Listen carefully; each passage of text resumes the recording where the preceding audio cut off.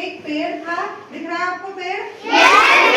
और उस पर एक चिड़िया का घोंसला, और उस घोंसले में क्या रखा हुआ था? चिड़िया के 2 अंडे। आराम से चिड़िया अपने घोंसले में रहती थी, तो अपने कहीं उसको जाना हुआ, उड़ती हुई गई, अपना खाना पीना खा के घूम घाम के आई और आके कहाँ आराम करती थी? अपने घोंसले में। एक दिन मौसम बहुत खराब हुआ और बहुत तेज आंधी आई, बहुत जोर की हवा चली, बहुत जोर। लोगों के छप्पर उड़ गए, टीन उड़ गई, किसी की तिरपाल उड़ गई और बहुत सारे पेड़ टूट के गिर गए। और उसी दिन क्या हुआ कि जिस पेड़ पर इस चिड़िया का घोंसला था, ये टहनी आपको दिख रही है, थोड़ी सी पतली भी हो रही है, और इतनी तेज हवा चली कि ये टहनी भी यहाँ से टूट के जमीन में गिर गई। जब टहनी टूट कर गिरी तो क्या गिर गया? चिड़िया का घोंसला गिर गया। और घोंसले में क्या रखा था? अंडे। और अंडे क्या हो गए? फूट गए। अब इस चिड़िया का जो दुख है, जो उसकी व्यथा है, वो हम इस कविता के माध्यम से जानेंगे, ठीक है? जैसे मैं बोलूंगी वैसे बोलना, ठीक? आंधी आई जोर शोर से, आंधी आई जोर शोर से, डालें टूटी हैं झकोर से, डालें टूटी हैं झकोर से, उड़ा घोंसला अंडे फूटे, उड़ा घोंसला अंडे फूटे, किससे दुख की बात कहेगी, अब ये चिड़िया कहाँ रहेगी, अब ये चिड़िया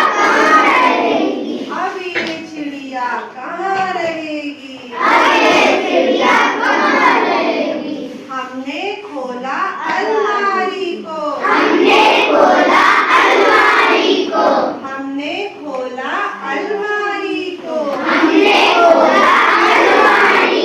बुला रहे हैं बेचारी को,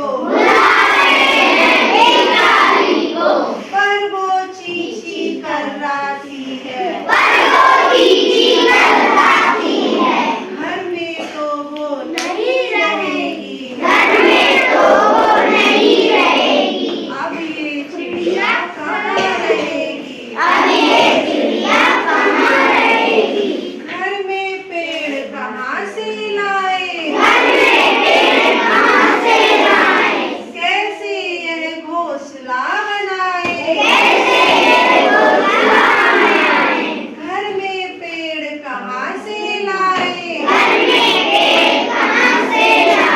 कैसे यह घोंसला बनाए,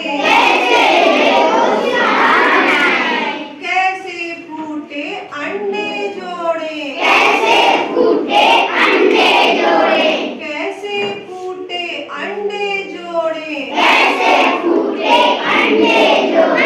किससे यह सब बात कहेगी, अब ये चिड़िया कहाँ रहेगी, किससे दुख की बात कहेगी, अब ये चिड़िया कहाँ रहेगी। है ना बहुत दुख की बात? अगर मान लीजिए आप आराम से अपने घर में सो रहे हो, अचानक से भूकंप आ जाए और आपका मकान गिर जाए, तो आपके ऊपर क्या बीतेगी बताओ? दुख होगा बहुत? तो बेचारी चिड़िया की ऐसा होता है, असली में भी ऐसा होता है ना? तूफान आता है, चिड़ियों के घोंसले पेड़ पर से गिर के टूट जाते हैं, तो फिर क्या होगा? बेचारी चिड़िया कैसे कहाँ जाएगी?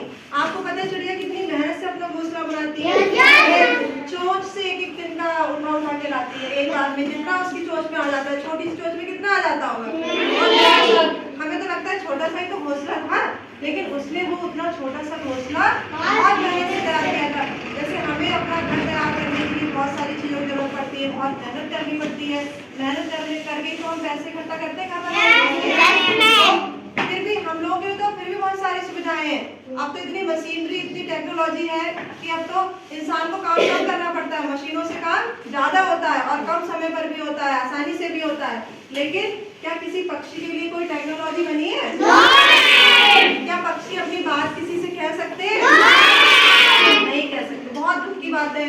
तो हमें क्या करना है इन चिड़ियों के लिए? देखो पेड़ कट रहे हैं, है ना, बहुत लोग पेड़ काट रहे हैं। आपके ये गांव में ये पेड़ कटे थे अभी यहाँ पर, आज कितने पेड़ थे? 10-12 पेड़ कटे होंगे।